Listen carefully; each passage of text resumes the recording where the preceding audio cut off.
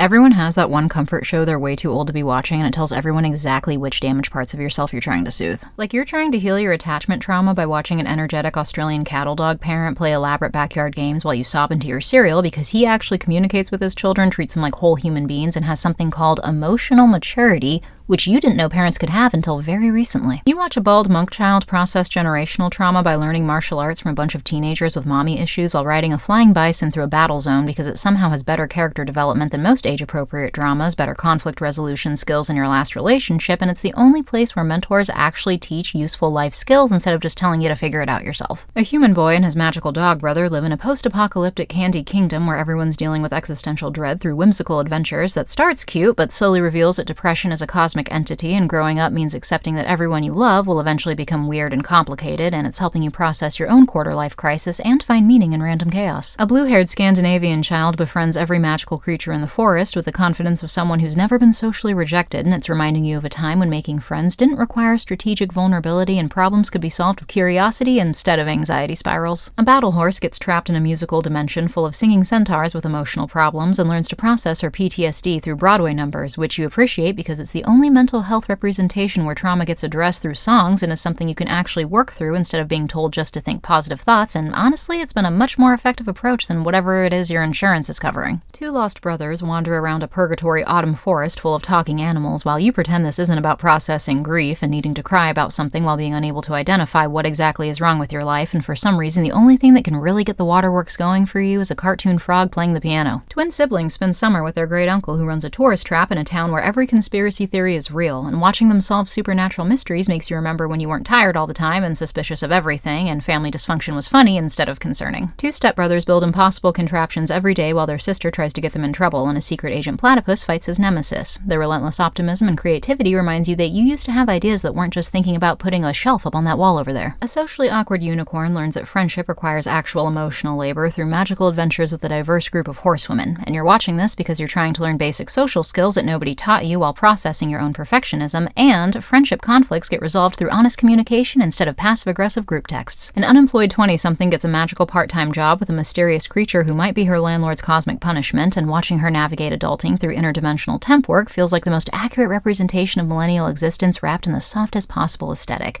It's your comfort show because it makes you feel less alone in your own confusion about how life was supposed to turn out. And if you're like, but Auntie Tawny, what if I watch all of them? Am I broken? No, and it's not regression either, it's emotional maintenance. Sometimes you need characters who actually learn from their mistakes in worlds where problems get solved in 22 minutes because life is just an endless scroll of complications that never resolve. These shows remind you that growth is possible and feelings don't have to be permanent. But I also know that you haven't been drinking enough